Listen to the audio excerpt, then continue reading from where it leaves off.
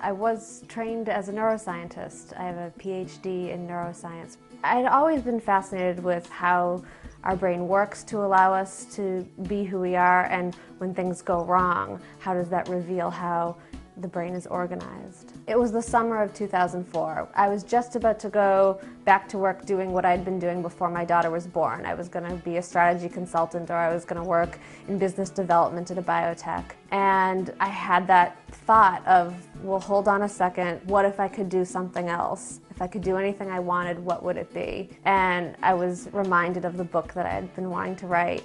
So I took a deep breath and I said, all right, I'm not going back to work, I'm going to write a novel instead.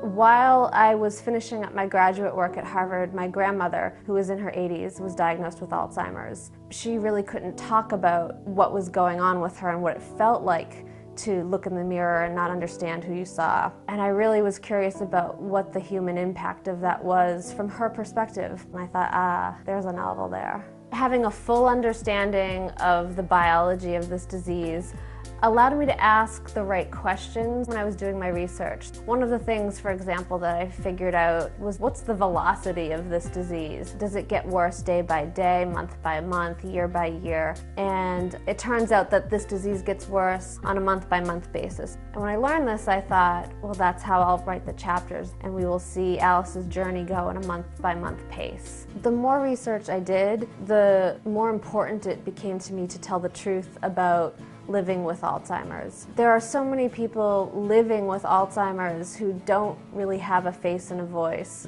in the public. There are a lot of people out there struggling to live with this disease, and it's emotional, and it's financial, and it's personal, and it's a difficult journey. And so the more people I came to know personally with Alzheimer's, the more important I felt it was to tell this story respectfully and truthfully. And I think that the book provides some comfort to people who are living with it, and I hope that people who have not yet been touched by it can gain a sense of appreciation for someone else's story.